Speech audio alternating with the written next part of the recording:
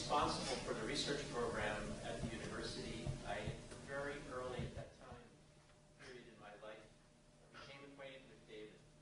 He was working as a botanist with the people, the horticulturalists in Miami-Dade County to try and facilitate their growth as an industry. And he worked on the miracles of light and their effect on plant growth, and developed and invented a method using shade cloth to that end. And as a result of that, David was able to help the institution grow in its knowledge of the patent process. And we had a lot of experience that way, which otherwise we wouldn't have had. But David made other contributions. He grew the botany program here with his colleagues and built it into a leading program, so that outside reviewers told us that we had a world-class tropical botany program. He's worked with other institutions in our community to build them.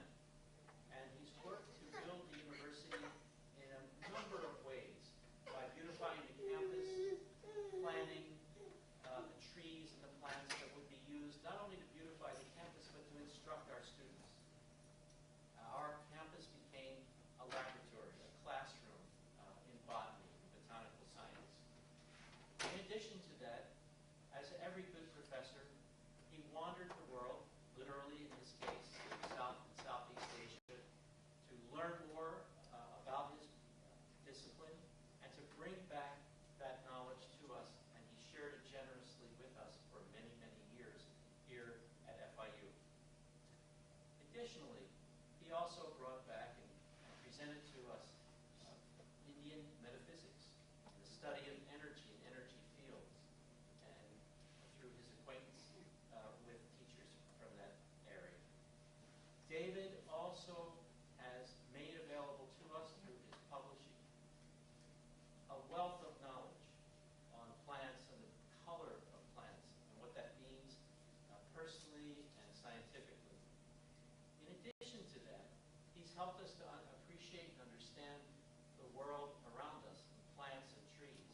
And with Stacy West has published a book here, The Wayside Trees of Tropical Florida. So if you see and love the color of the green and all the flowery colors, you can read about the science of it here as well.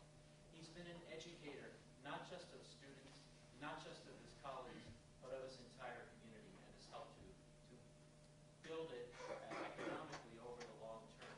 So I'm very proud as a colleague to say that I am a university professor. I'm challenged to do something as broad and as contributing to the welfare of our community and our students as David Lee. David Lee has our highest respect collectively as a former faculty member, now 4 years retired, but still fresh in our presence by his repeated visits. Without further ado, I'd like to introduce to you my highly esteemed colleague and good friend, David Lee.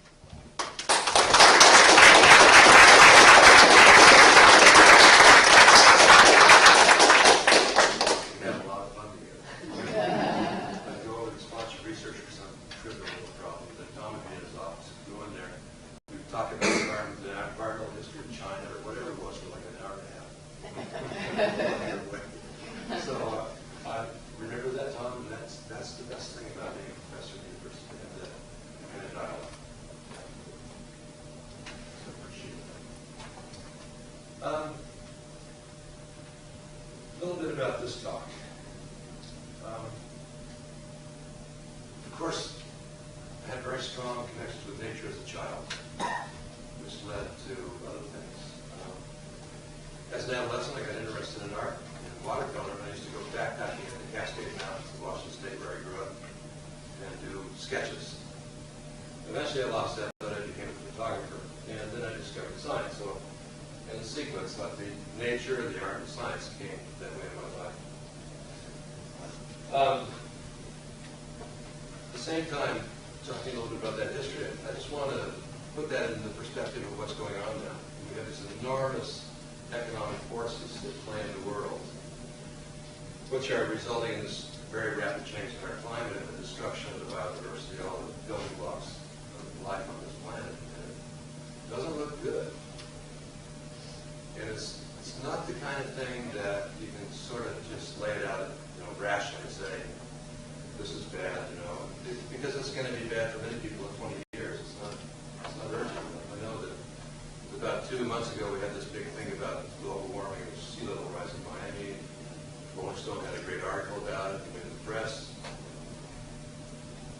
What's it like now? What are we talking about now?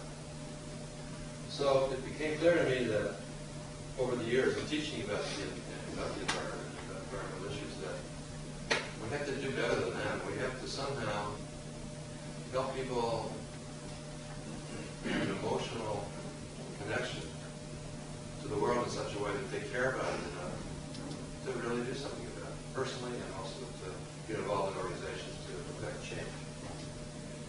And what I'm going to talk about tonight is the role of art and helping to make those emotional connections that could lead to some sort of change, more substantive change.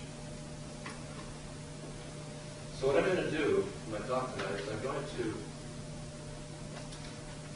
want to talk about this post.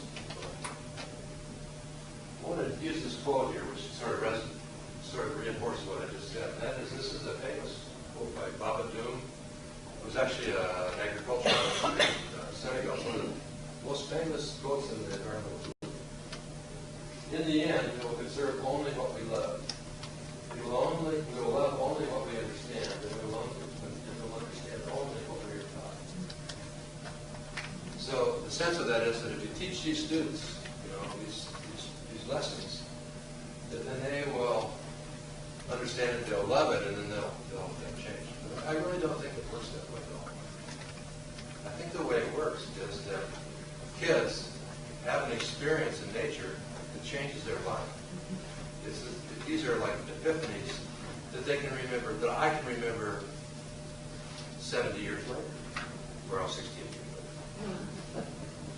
And so what it really is, I think, is that we love what we experience, much of its nature as a child, if we have that opportunity. And then we learn about it, and we understand it, and then we affect change. But I think at the heart of it, that emotion is that emotional attachment at the very beginning.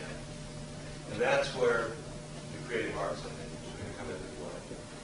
So I put these books in there because a motivation in writing these books was to somehow write in such a way that I could touch people, at least in some parts of the book, so that they would think about them. And particularly the color book, the last chapter, that is very much about this subject. So here's what we're going to do tonight. You know what you're in for. I'm going to show you about a 4-minute presentation. It's just slides and music. It's about nature, and you can just watch it. I'm not going to talk, say a word, and then we'll maybe talk a little bit when it's over. But then I'm going to talk after that about science and art and nature. And then at the end of that, I'll give some examples of art, stuff I've seen in Miami, like going to art basel galleries and so forth, which I do a lot of them. And then there'll be another slide essay with music at the end for about 8 minutes. So before I start the first one, I want to give you a couple of quotes. Walt Whitman, about birds. This slides are about this change of seasons in the Northeast. About birds and trees and flowers and watercraft, a certain free margin and even vagueness, perhaps ignorance, credulity, helps your enjoyment of these things and of the sentiment of feathered, wooded, river, or marine nature generally. I repeat it. Don't want to know too exactly, or the reasons why. Walt Whitman. And on the other hand, you've got Edmund Arlington Robinson writing, the gods are growing old, the stars are singing golden hair to gray green leaf, to yellow leaf, or chlorophyll to xanthophyll. More scientific. So let's see this whole presentation.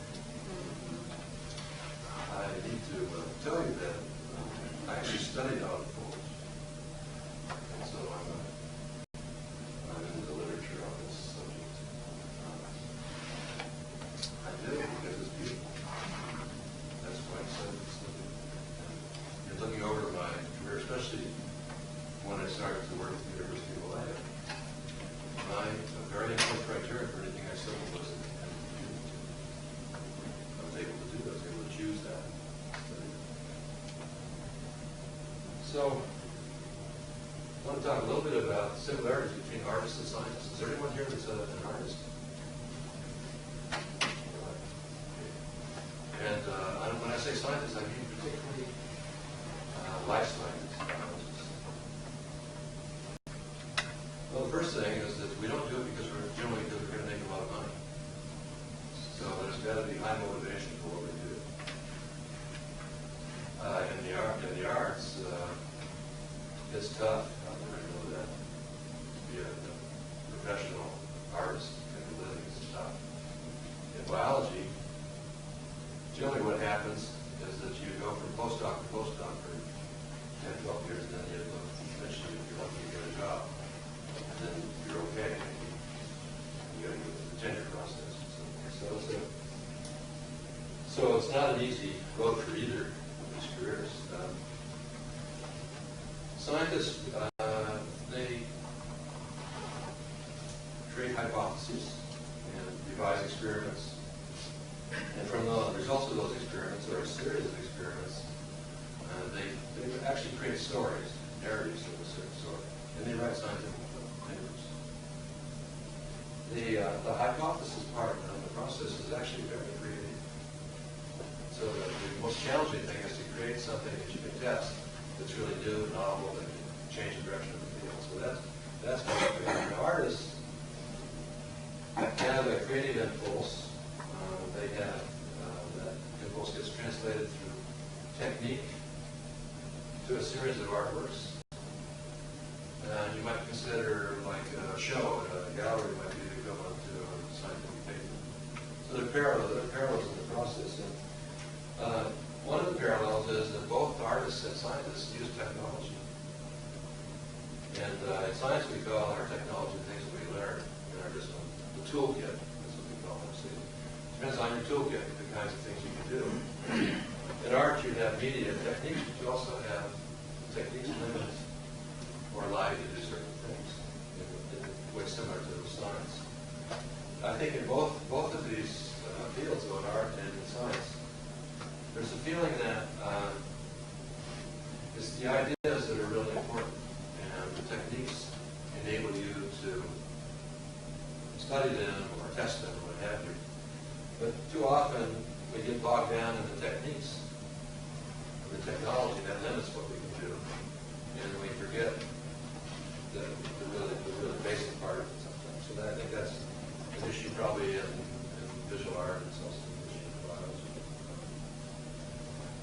In both fields, in science, publications, eventually give you a reputation, which will give you a better job or whatever. You write a book and make $1,000. And in the arts, the works of art are displayed in galleries. They're commercial galleries, they're sold, purchased, have these to recognition, and bigger shows, and bigger sales, bigger museums. So there's a track for success that are sort of similar in both of these.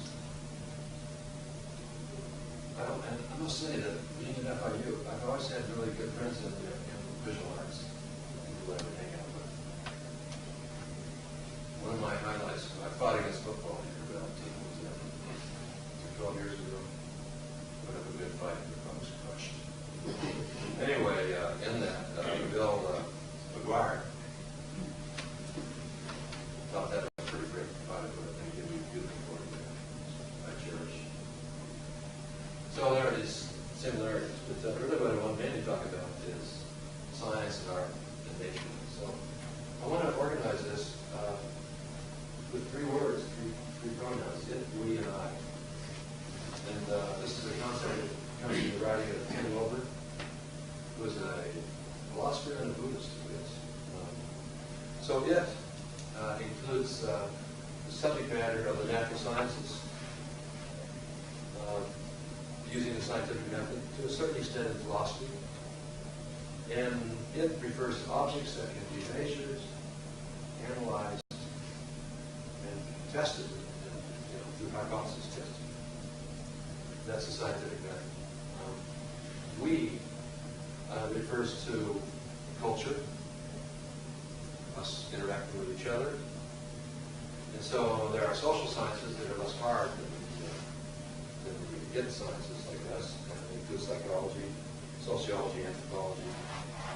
There's some grade, there's some grading into the hard sciences and psychology for sure, and anthropology, economics, political science, and also philosophy and ethics. And then finally, there's the I. And the I basically deals with us as conscious beings and consciousness. And so I is studied by the humanities,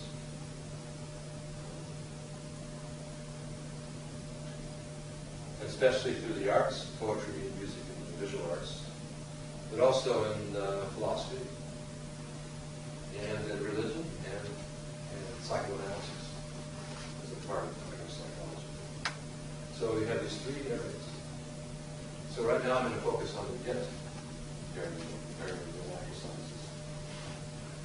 So scientists study objects, and they've got to be measurable, quantifiable, testable. And for those objects, for those things, it's a very powerful technique. It's changed dramatically our life over the last 500 years, and even more so in accelerated fashion today. So it's very powerful. Now, along with that science, there's a philosophical underpinnings of that, which is empiricism, which deals with the way in which we perceive the world, which has a lot to do with art. And I'm going to talk a little bit about that in the next few slides.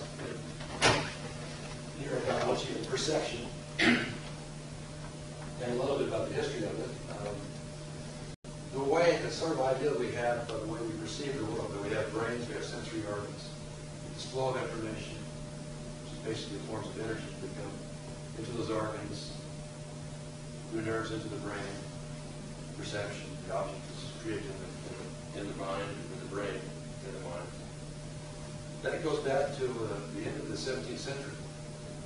And John Locke first developed it, and then later on David Hume added to it. But John Locke was in a circle, I think it was the Cambridge Circle.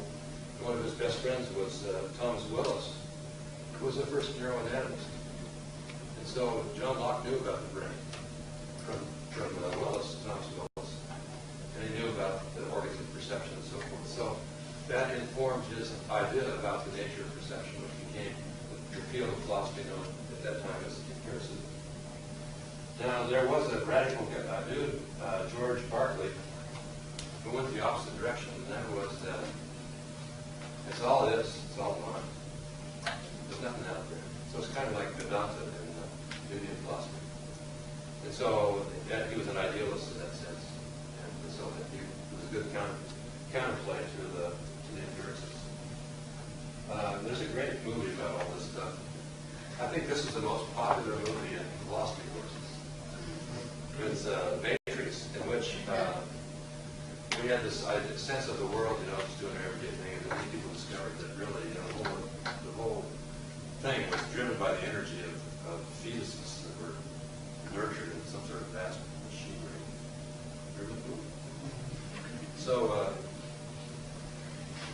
there's a lot of fakery in perception, and so this movie pointed it out. That Plato was of the mind that perception was not good enough to really get us a real sense of the world, so he felt that refining the intellect might do that independent of perception.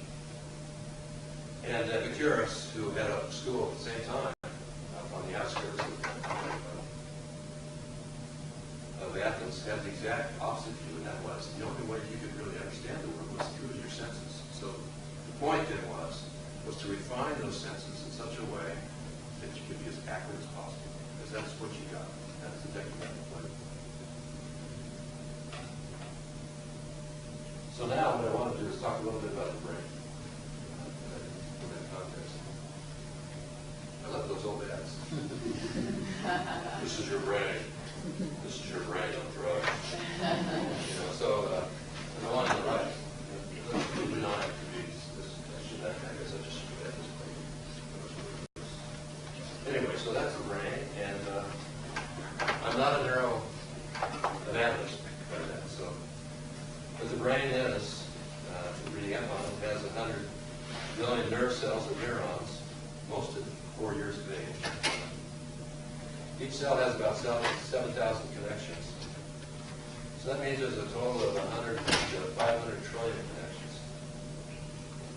There was a thing I got to use today that some Japanese scientists are working with their supercomputer. It's called the A computer. So it's the fourth largest supercomputer in the world. And they worked with a network of 1.76 billion neurons. And that led to 10.4 trillion synapses. And they considered that to be about 1% of the brain's activity. They ran this program, this open source software. It didn't actually do anything. I mean, it didn't actually create any purposeful activity in the brain. It was just synapses firing back and forth. And they found that it took 40 minutes to simulate 1 second of human activity. But that's where it's going. That's where this is the decade of the brain. We just started this year, and so people are after this stuff.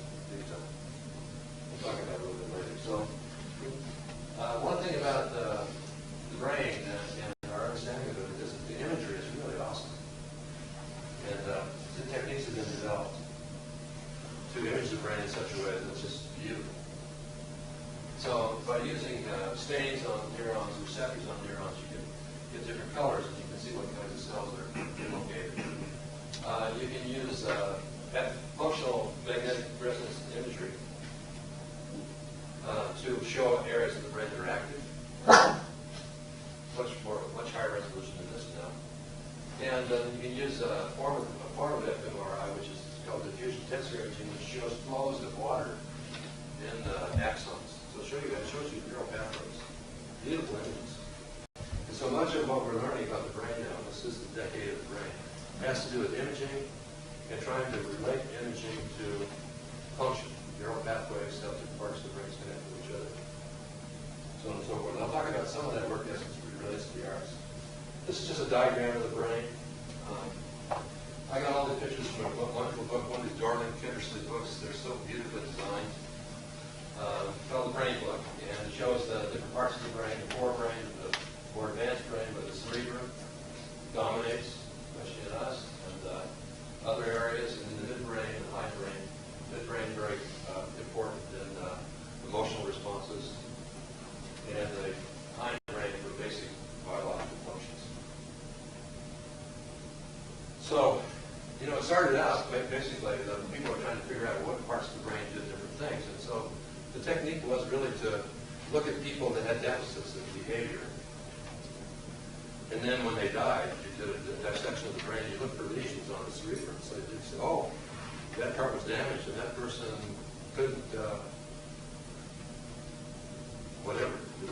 So, and that led into the so-called Brodmann areas of the brain. And I'm going to talk about some of these areas just a little bit. I'm going to talk about facial recognition, which is the fusiform face area right here, face detection. I'll talk a little bit about the visual cortex, because when we make images, there's actually a rough approximation of the structure of that image in the cortex, which is called retinal toping. And then the scene integration is then the parahippocampal place area right in here, and then phobias. So I'll talk a little bit about several areas that interact with each other in the brain. So the point is that the way we're trying to figure out how the brain works now is, and this has a lot to do with art, is that we look for function in different parts of the brain, how it interacts with other parts of the brain. And of course now we don't wait for lesions, we put people in an MRI, so you can't be claustrophobic. But they can put a picture in front of you, or they can give you a sound or some other thing, and then they look for activation in different parts of the brain. And so now we have a much better picture of what's going on. And then in the decade of the brain, we have a project in the United States that's in the process now. They just keep going. They're going to map the activity of the brain, what areas do what, and how they interact with other areas, to a resolution of 1.5 cubic millimeters, which is it's pretty small. And they hope to do this in the next 10 years. So this is a scientific approach to the study of the brain that fits. And so now we divide up all these fields by neuro this, neuro that. There's lots of neuroscience. Neuroanatomy, which all this has in it. Neuropsychology. Neuroeconomics even. Neurocriminology. And neuroaesthetics. So there's a group of people that work on the way in which the brain informs our aesthetic sensibilities.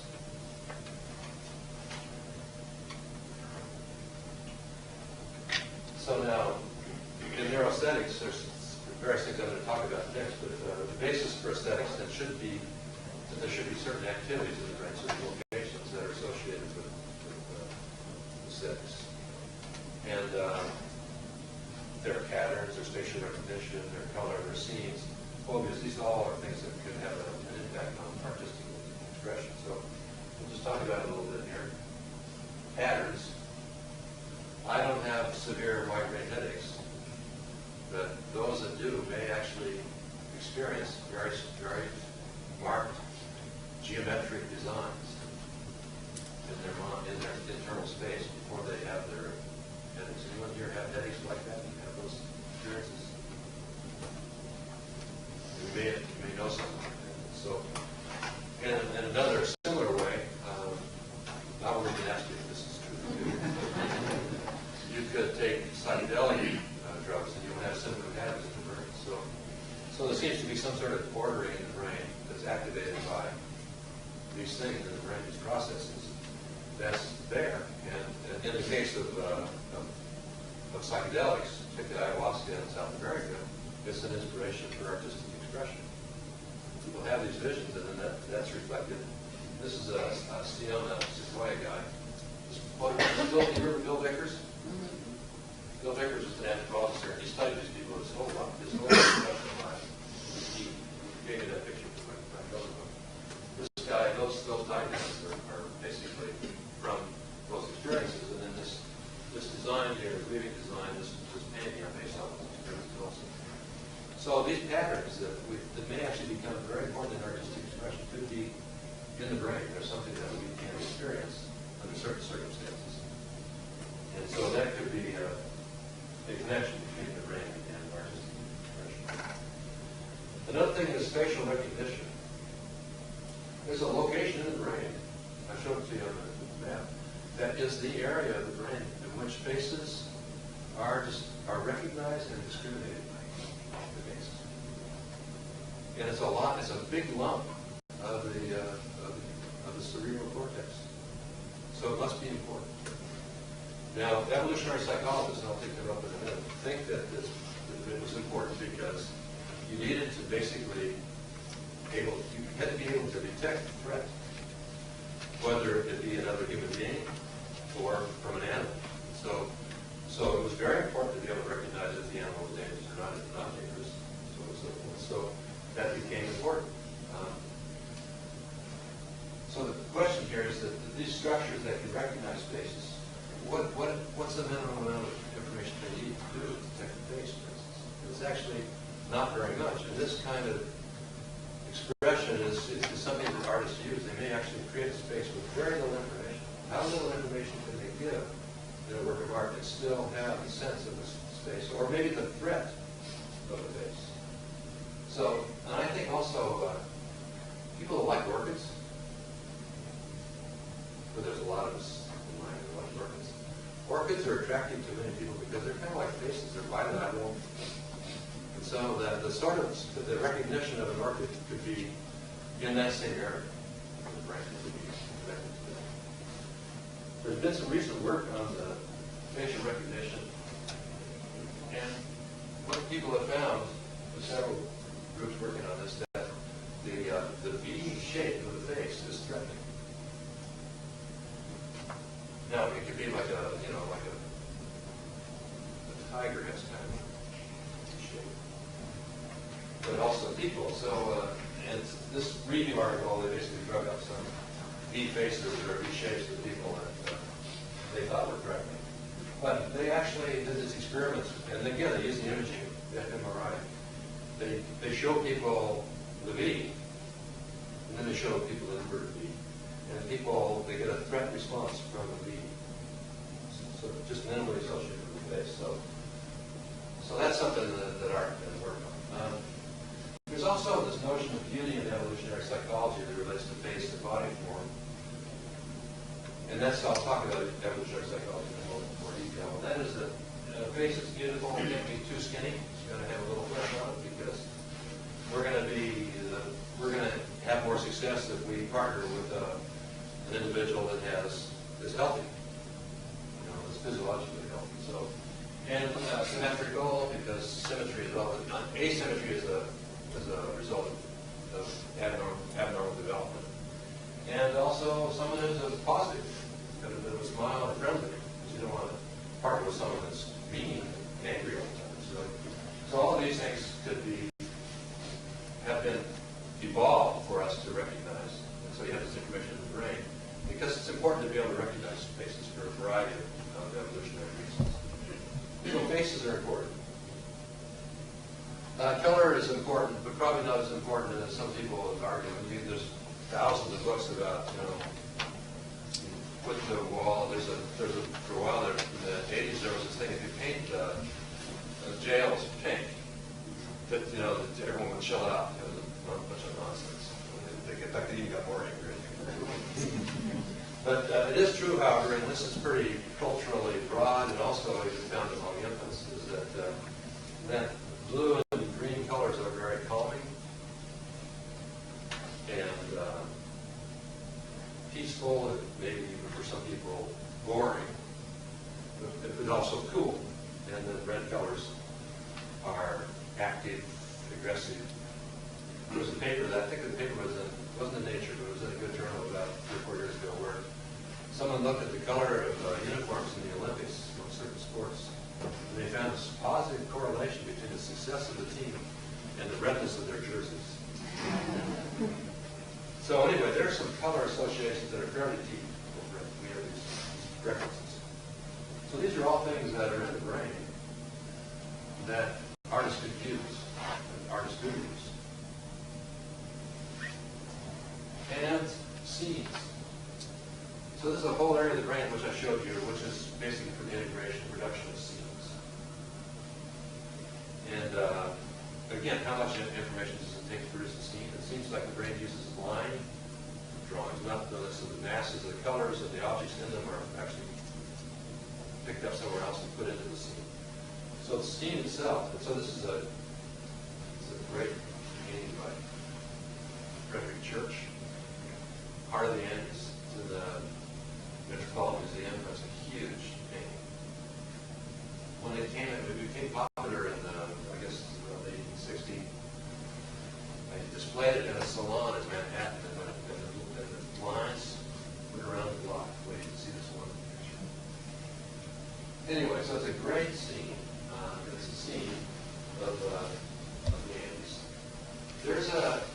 And again, this is sort of the weak part of this science. There's a lot of research on preferences for natural and artificial scenes. And there's a very strong evidence that natural scenes that have greenery, trees, some open area, a water feature, that they're strongly preferred by people, not just in our society, not just a bunch of college students that did the survey, but people from throughout the world. There's a strong universal preference for this kind of scenes.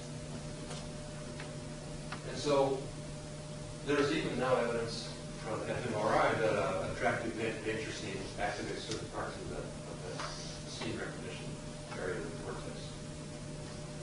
And there's other evidence that there's a pleasure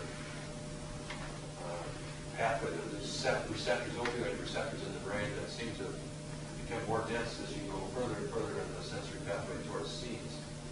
So the guy's arguing that we like the scenes because we get this pleasant response from it. And then they say, well, that's why we like scenery. And that's why we like scenic painting and so forth, which is pretty lame. I mean, it seems like these people think that that's what aesthetics are about, that you feel good about. And that's far more subtle and complex than that. So, and now with this, how much does it take for you to see that it's a scene? Now, much information you need in it. And that's something that artists can play with by taking some of the elements out of their painting or the work of to see whether you still have that scenery response. Now, finally, phobias. I don't like those black-widow spiders. I used to see them as a kid. They used to come out of I wake up in the morning in my bed and everyone right above me. And I never really liked snakes that much because my mother kept telling me to watch out for the ground snakes. But my son loves snakes. So phobias are not universal, but there seems to be a very strong predisposition in humans, neurally based probably, for the sensing of spiders and snakes. You know, it may not be that it works out as being a phobia or even a dislike, but it's that the brain has a predisposition to see those things. And you can see that predisposition in this. So phobias are something we can work on in the arts. So now, that's all about that's the good stuff. We got the brain, the neural pathways, that MRI, so we image this stuff, we see activity, show these links between different parts of the brain. But it's all dead, really. I mean, it's just like a machine. So where's the eye? Where's the consciousness? Where are the layers of consciousness? They're not in that science. They're not able. These it guys cannot study that stuff. Or maybe they think they can, but they really can't. So if we're going to study consciousness and really aesthetics in its fullest sense, our response to nature, our response to great paintings, what have you, we really have to deal with consciousness. And so we have to really focus on the eye, as Kim Over talked about. Now, I guess there's two things in the natural, in biology that have become important over the last 2 or 3 decades. One of them is something called deep ecology. And then there's something very closely related to it called biophilia, which has probably more scientific credits because E.O. Wilson had the idea and got buddies to write with him about it. Whereas deep ecology was really a bunch of renegades. But it's many very closely related, many of the same philosophical roots. One of the roots behind deep ecology and biophilia is the development of a field called evolutionary psychology. And that field is that basically postulates that there are certain behaviors in humans that have an evolutionary context. They were adaptive. They were positively adaptive at a certain time in our history. So we have a predilection towards certain kinds of things we see. We could say it's predisposition, perhaps, to experience or see it or feel empathy or what have you. And biophilia is basically more explicit about our relationship to other organisms. So it postulates that we have a deep connection to other living organisms. So those ideas, which are in a sense scientific, but they're not testable, are the root of much of the environmental movement. It's a philosophical thing, heart of that movement. And it also has its heart in a field of philosophy called phenomenology. We had a real expert on phenomenology here in philosophy until a few years ago, George Kovacs. He was an expert on one of the great German phenomenologists. And my son really got into it. He was a philosophy major here at FIU. We're still talking about it. So the phenomenology, which was sort of the antithesis of the empirical movement of empiricism, really focused on the process of perception. That was its focus of study. And it's still a valid field. So it's a kind of a counterpoint to the empirical model that I talked about before. Now, also mixed in this is psychoanalysis. So now we're talking about the study of consciousness in all its layers, including the unconscious. And psychoanalysis, which really is, so we talk about Freud and also Jung, those guys were evolutionary biologists in a certain sense. So they believe that these archetypes that could be found in the unconscious were really the result of evolutionary history. They were selected. And it became much more broad and explicit in the work of Jung, who developed the idea of an archetype, which is very similar to this thing I mentioned in evolutionary psychology, which is a predisposition to perception or behavior. So that's what an archetype is. And it could express itself as a dream, it could express itself as a phobia. Just a tendency to see things in a certain way.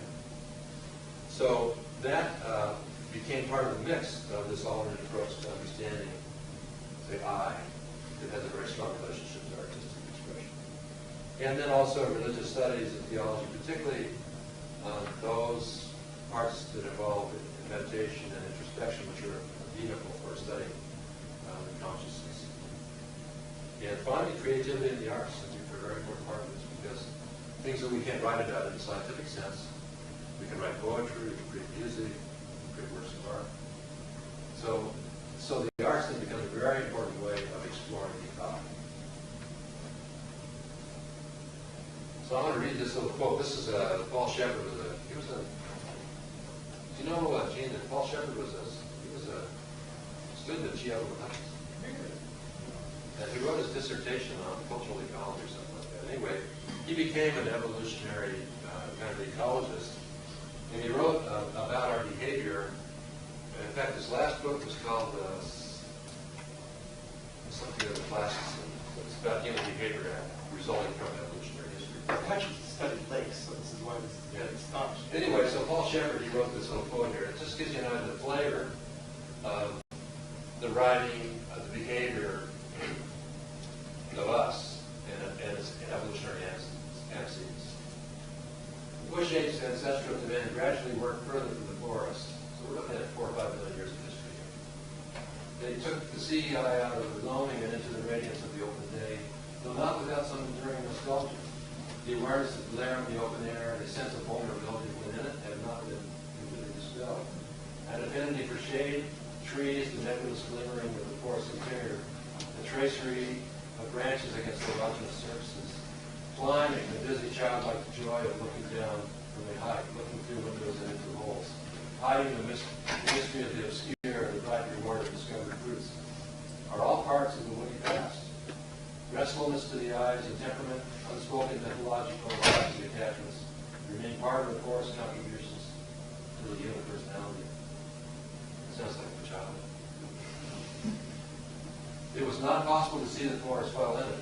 Once out, we acknowledged the bond by remaining near its edge, cutting it back to the right distance of planting forest edge for appearance. So that gives you a sense of the literature for this sort of alternative to the hip view of the world and nature and evolution and art history.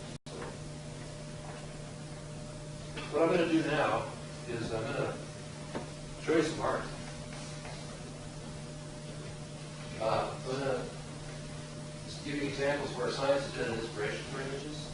I'm going to sort of look at a little bit as the artist, as a neuroaestheticist, taking advantage of these aspects of our brain that cause predispositions of seeing things in a certain way. I'm not going to talk about this, but I already did. The structure of the brain and mind can be basically the subject of non-representational work. There's a lot of art that has absolutely no relationship to nature of the world out there. It's all inside. How you mix metaphors to sort of play with our relationship to nature, tease with it. Also, the negative side of nature. Nature is a very threatening place. Maybe all of us to a certain extent. And then nature as a source of creativity. So what happened with me now, and this how I came more to the art side, is that I never had much time as a professor to go to a lot of art museums. I mean, occasionally, if I had a chance on a trip, I would go to a museum. But I didn't do it systematically until I retired. But I used to go to the FIU Art Museum because we had these great, what's her name? Natalie Moore. She had these great American art today. They have a series of exhibits in the art museum, which is in PC, on the ground floor in the corner there. And they were great, they were excellent. And so I always went to those. I went to everything in that museum because it was right on campus. I still go to the Frost. Sometimes I just go there for 20 minutes just to chill out, see some art, go back to whatever. So retirement made it possible for me to see art much more frequently. And the arrival in Miami of Art Basel has created a blockbuster opportunity to see art.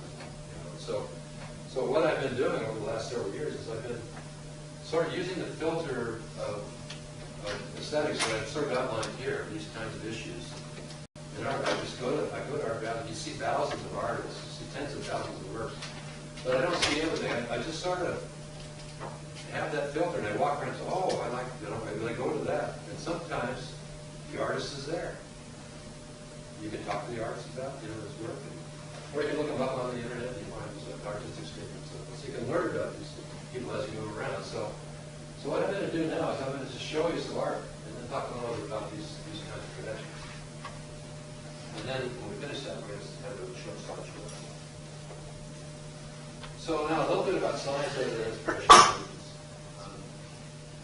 So Bonita Helmer, in a series of works called Here Be Dragons, this is in Art Miami exposition at Art Basel this year, obviously is inspired by astronomy and the tremendous images that have come from the Hubble telescope, but also from these really large ground-based scopes like in Chile and Hawaii.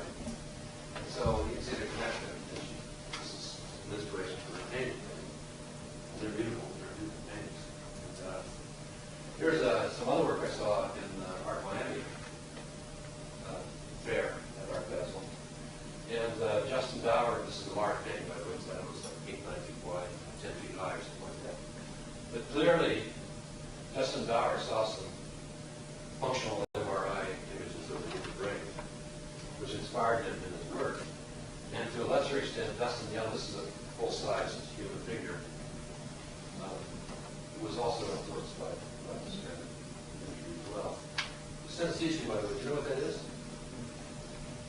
Synesthesia occurs when you have input into the brain of different sensory experiences, like you have association of color with letter, or smell or something like that. So it's a mixture of this information as it comes in. And a lot of artists have synesthesia, and sometimes they don't even know it until much later in their life.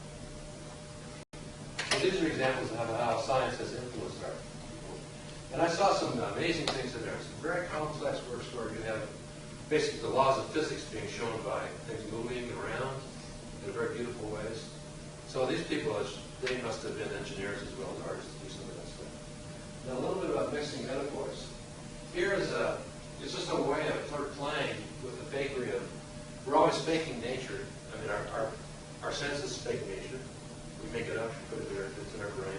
It's an approximation, perhaps, of something that may be out there. This is an example of an artist who's taken pencil ends. Those are pencils. And he's a local artist, Federico Uribe. And he's created a flower park. So you walk up to, oh, they're very beautiful. And you look at this guy's using pencils. So what's that make you think about the art? Because this guy on the right here, this is a mythical being.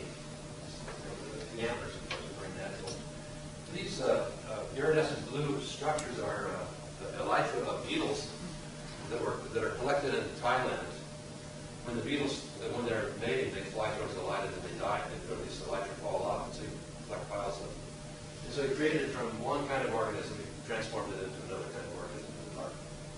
So the metaphor here is using the beetle as a life cycle of the beetle, and he's making it into this creature there. This is an example of when I saw this, this is all scrap metal. So it's created this meditative figure here. And it's all junk. Just taking junk and made it into something really very beautiful. In a similar way, Anselm Kiefer, this is in one of the fairs at Art Basel. Anselm Kiefer is a German artist. This is in the collection of the Margulies collection. It's always there. And it's a bunch of books. It's on this big concrete base, books and wood and stuff, and it's a bird. It's really powerful. You go and see, when you see it, it's made out of junk, but it has a tremendous presence. It has a very powerful statement about us, the built world, and the natural world.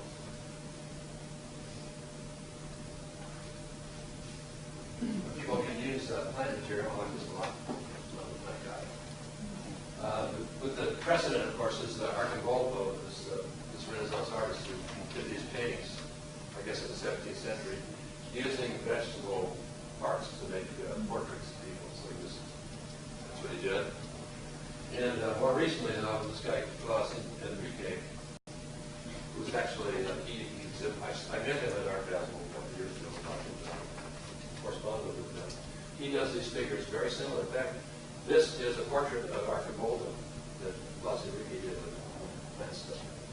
And then Philip Haas has basically taken this even further. He creates these three-dimensional statues of a human using vegetables and flowers and fruits and so forth.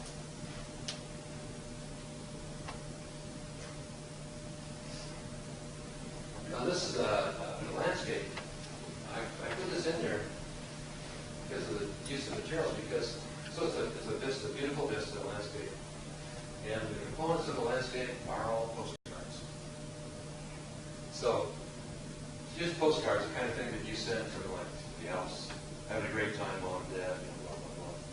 And so he's cut them up, and he's created this detail right here. And he's created these landscapes. These two guys work together. Now, exploring landscapes. Landscapes are still a really big part. If you go to Art Basel, there are lots of landscapes in all the shows. So it's still an enduring form of painting that has a lot of resonance for people. What I see, however, is that what's happening is that people are experimenting with less and less and less. So you're getting the absolute minimum of stuff that still evoke the feeling of the landscape. So they're paring it down. And so perhaps unwittingly, they're playing with that area of the cerebral cortex, which scans this information to create scenes. And they're able to find the minimal amount that makes a scene. This is a Chinese, this is in the, I think it was the Rubel collection. They had this bunch of Chinese artists there. And it's a landscape. And then it's Power in the Kingdom. This is Marie DeLucas, this is our Miami here. And this is all, I just saw this stuff. This is a landscape. She says it's after Constable, but it's untitled. This is another one by Ansel Kiefer. This is in the Margulies collection. It's a really powerful painting, and also it's got wood. It's got other elements in it. This painting, and this is another kind of a minimal kind of a landscape. So these artists are playing with what is the minimal amount, what does it take to evoke an emotional response with very little detail, just feeling it in. People also use the landscape as a motif. And then you look at it close up, so it looks like a beautiful landscape, or bucolic, or pastoral, or whatever. And you look at it close up and say, that's not really that, is it? It's something else. This is Thomas Sanchez, who was best known for his magnificent landscapes of tropical rainforests with a figure sitting at the base, meditating. And here he is, he's creating a landscape, and far away, it looks like a landscape. You get close up and say, that, what is it? It's all garbage. They get really close, and there's a crucifixion for them. So it's using a landscape to tell us something about the destruction of landscapes and environments. So this one right here, Beach Town, Trevor Young, you get the sense for, it's very foreboding, because you've got these clouds, you've got the light, you've got little lights of the city street here. So it's a landscape that's it's got something in it besides just a pretty. Here's a couple of other landscapes that have a strong environmental significance. This is a photograph. It's actually a staged photograph. I found out the guy was able to get permission to the Catskills to put some vegetable dye in the water, and then I guess they dumped it in and very quickly took the photograph. And there's the last Mohican right there. So there's this whole literature about the last Mohican. It's in the Catskills and ventures here, so that's the whole picture of that. So she restaged this, but he's He's altered the environment by having some bloody water going over the waterfalls. And then this guy, Kobe Mills, has created a beautiful sort of southwestern landscape. And I think what he's done is he's populated it with himself. So he's got himself crawling everywhere. Everywhere you look at this photograph, this guy's got so it's a sense of the impact of humanity on these natural environments. We used to have this sculpture here at FIU. It was just west of the library. It was in Mark Gilder's collection. And he was here before he took most of it back. And I could never figure out what it was about. It's just a bunch of rocks with this sort of frame. And it just sort of came to me later on what it was about. That is that we have basically, in our cities, we just covered all the geology.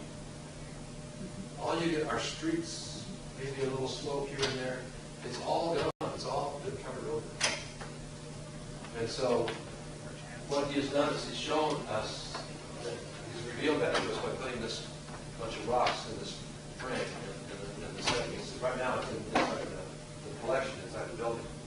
And it just reminded me of something I had seen a quote by Thoreau in some other context, so I dug it out. Let us work and wedge our feet downward through the blended slush of opinion and prejudice and tradition and delusion and appearance, that alluvium which covers the globe, till we come to a hard bottom that rocks in place, which we can call reality and say, this is no mistake. How many of you have seen this sculpture? So now a little about deeper issues of nature. Of course, nature has with it sexuality, sexual reproduction, death, regeneration, all these things are built into nature, and so they have themes. And our a very important early artist, I mean, in the last 30 years, is Anna Benedetto, who did a lot of environmental art, and then did these things in photograph, and they quite often had like a body covered with leaves and things like that. She was an inspiration for a lot of other artists. Naomi Fisher is a very well-known artist in Miami now. I actually knew Naomi when she was about this high, but she's the daughter of Jack Fisher, who's the office. And she has this photograph is actually it's in the Pan Art Museum, and so she's quite well known for this series of photographs, and so sort of the threatening side of nature. Here's some more of that. This is all from Art Basel this year. Armando Moreno shows a woman lying on a branch, and then she's dead, and she's being devoured by fungi. This is Javier Simmons. This is a photograph that's in the PAM, Perez Art Museum of Miami.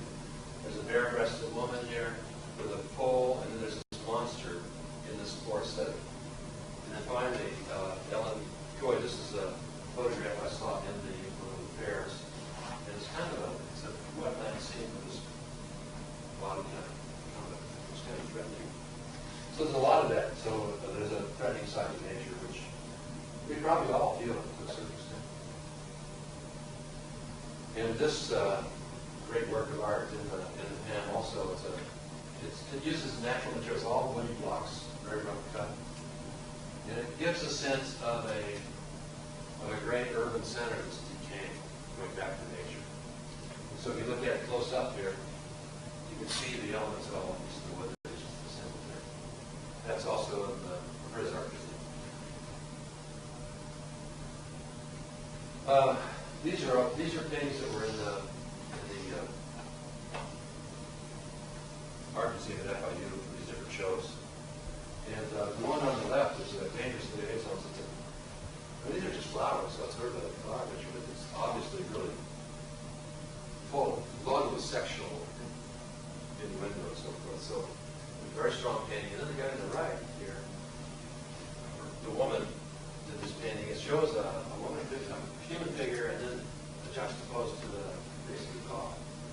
So it's that sort of that biophilia, this connection to all of life. In this case, another animal. We are animals. Kind of thing, what this connection is a very deep, powerful connection. Another aspect of art that's been more popular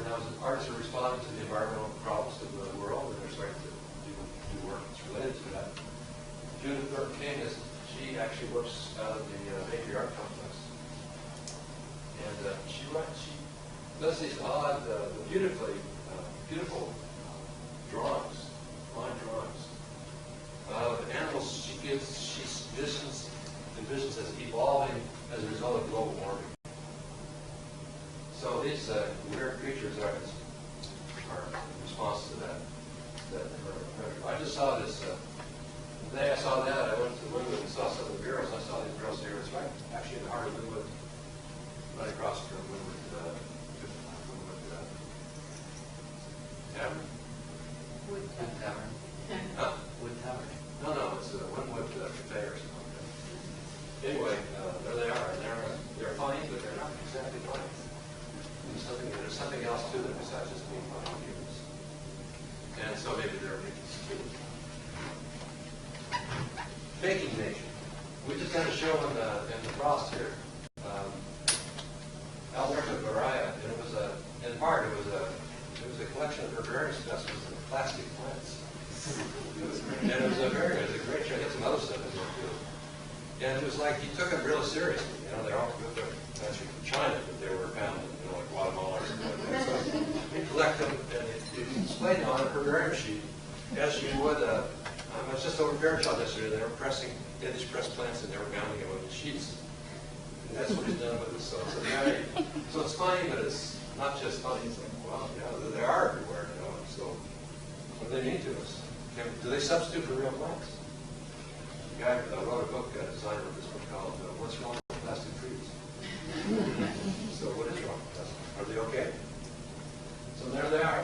And then on the right, this woman made this sort of a construction. It looks very like a tropical reef. It's all basically made out of dish washing appliances and stuff like that.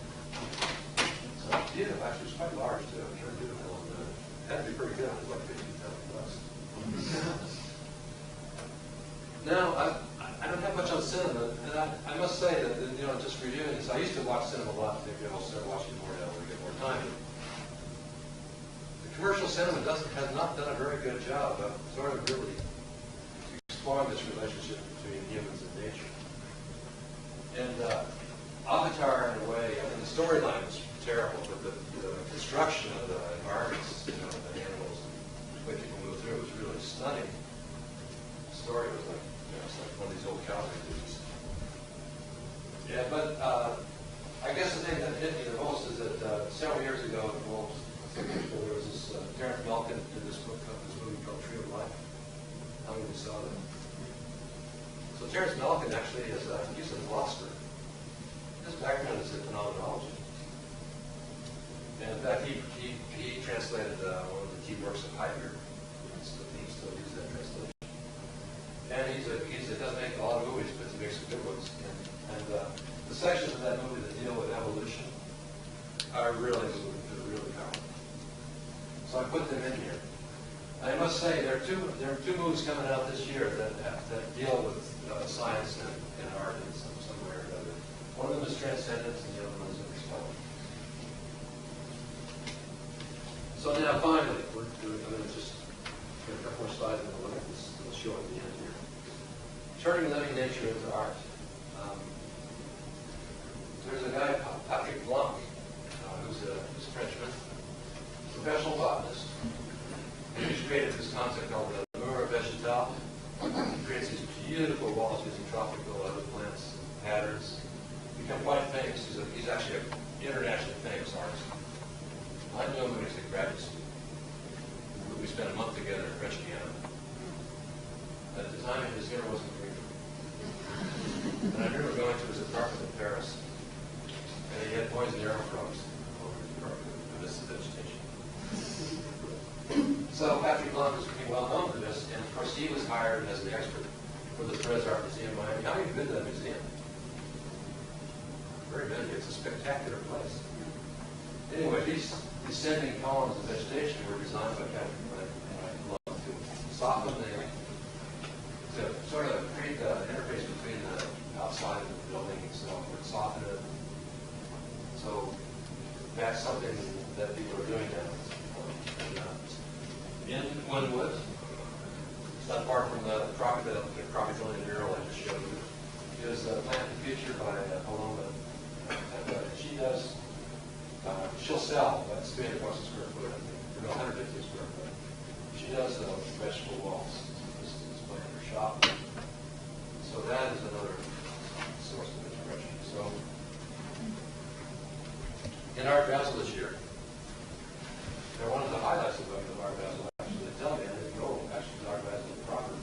There's a place called the Oasis, where you go in, it's all vegetated, it's filled with house plants, landscape. And the first day at least, you can go in there and they give you a fresh coconut from the straw, and then you can drink that and go back and see the art. And that was the New York Times and other places. And it was created by Naomi Fisher and Jim Gray, so a counterpoint to bad stuff as well. And finally, here's an art that was actually commissioned General Shelter for one of the fairs. And it's one of these things where they use, it's particularly popular among Chinese artists. They use mirrors in a certain way to get this infinite reflection, internal reflection. It gives you a sense of great depth.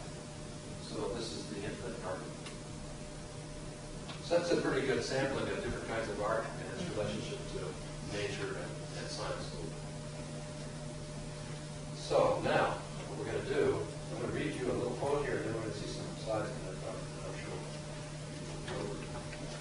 Alexander von Humboldt had a very strong influence on Frederick Church, who saw his landscape, part of the Andes earlier, and a whole generation of artists in Europe.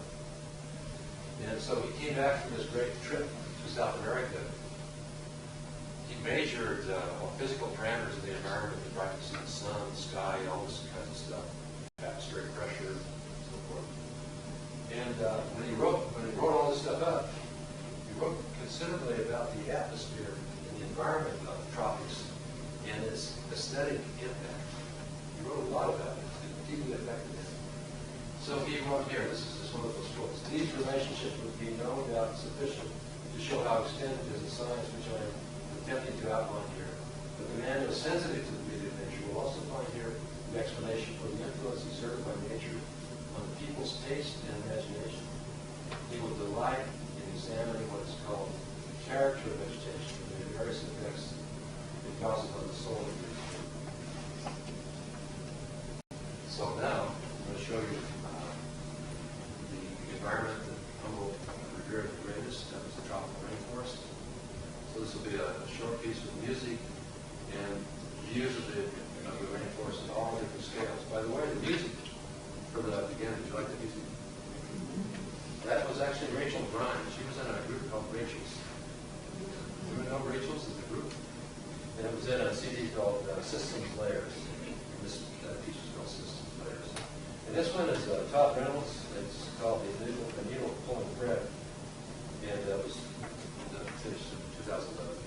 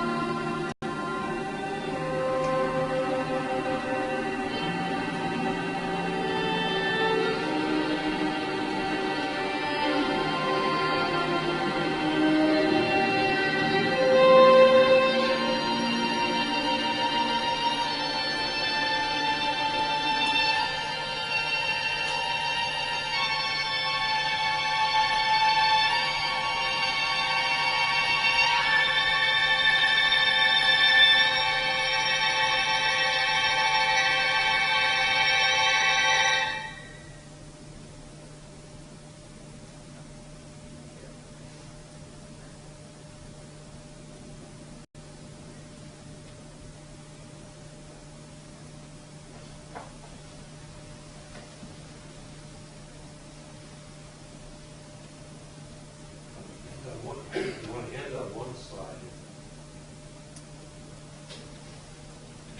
There's a woman that works with glass. Her work is at the Lowe Museum in their glass gallery. It's a really great she uses a form of a tree, and then she puts paper. It's all glass. And her daughter writes poetry, and she uses the poetry of her daughter on the leaves or the pages of the glass pages of the tree. So I'd like to end on a little bit of this poem. My very own. The years to come, this is the promise, will grant you ample time to try the difficult steps in the empire of thought, where you seek for the shining proofs you think you must have.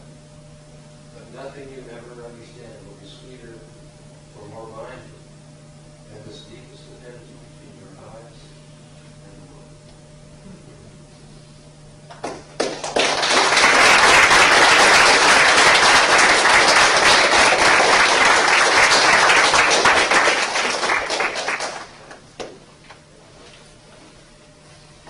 I guess.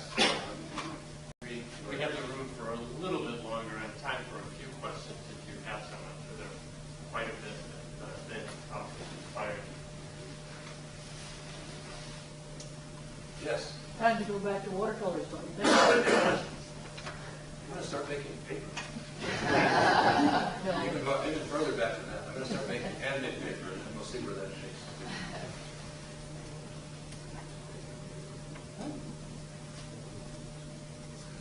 On the subject of vegetable art, David, I don't know if you're familiar with, I spent a lot of time in Oaxaca, Mexico. If you're familiar with the Night of the Radishes No. in Oaxaca, it's a form of old art that I think is fairly new. I think this goes back 2 or 3 decades. December 23rd, every year, it's a major tourist attraction.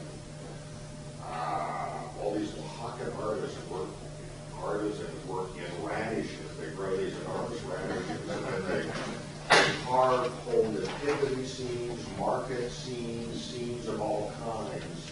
A symbol is all carved out of radishes. It's fantastic. I will send you, I put up for friends on the casa after Christmas, pictures of it. Great, thank you.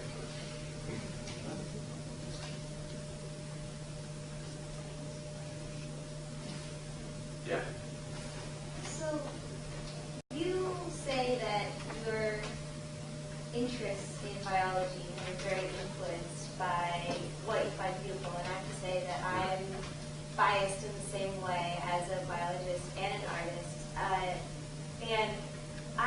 It makes me curious to wonder how many other people have made the decision of their research topic based on beauty or similar ideals, and I wonder if it could eventually lead to some ethical concerns and what your thoughts might be on the general push of biologists to go towards things that they find visually appealing or somehow aesthetically pleasing, and how that might influence our knowledge or conservation efforts and the lack thereof towards things that might be less appealing to our eyes.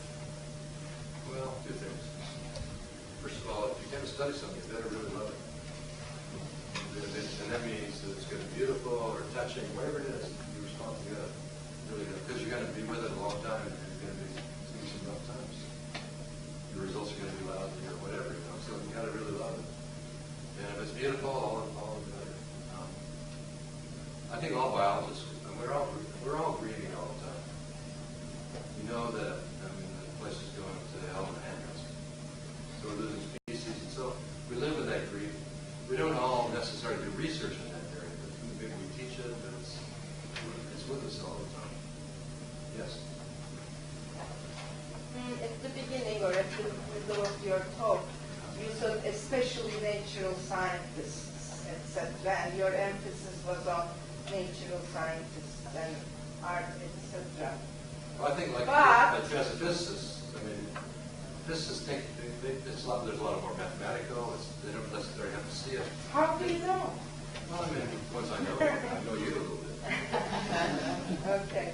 My question is, you should include the physical scientists too, because there is beauty in diffraction, reflection, this and that. That's all in there. And also MRIs, this and that you are talking about are all done by physicists. Well, I don't mean to exclude this. Yeah, don't say only natural I science. said, I was sorry. I said. Natural science includes physics normally. Yeah, Yes. but biologists. I didn't say biology. I think biologists are particularly visual in their approach, most biologists, more so than physicists probably. But you're right, I published a paper with Richard Gold. Yes, on our university. These are physicists. I know. Yes. I know there's been a lot of work being done lately on consciousness. Do you see that maybe consciousness is what mediates between the arts and the sciences here? I don't know. I don't know what science is going to be able to do about consciousness. We'll see. I mean, we'll have a decade of the brain, but I don't expect to, we've been having a war on cancer for the last 50 years. We don't made some progress. So I don't know. Quantum physics, the idea that the act of observation completes the event. Yeah. I mean, Or changes the event. or changes it. Yeah. But I mean, that there's an interaction between consciousness and, I don't know, it just seems to me that is the big kind of missing hole. Yeah, I don't really expect a lot from the hard sciences in this direction. But we'll see. We'll see how much they learn about the brain, where that takes us. Some of the people that have the most interesting things to say, like in the cognitive sciences in the literature, are philosophers. And so they mix it up with the neuroscientists. So I don't know. Let me take one more question. I don't want to impose on David so much. He's given us an awful lot, but it's one more question.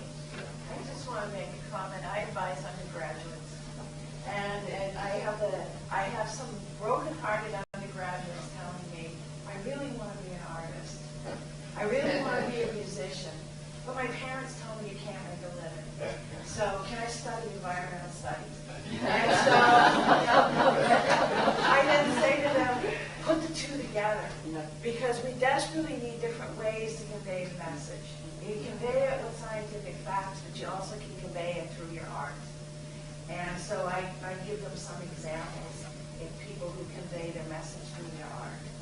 But I feel bad for them, because somehow we've divided up, academia into these different areas, and then we've made them incompatible. Somebody used to talk about all kinds of stuff. Didn't seem to hurt us. That may be a good note to end on. Thank you very much, David.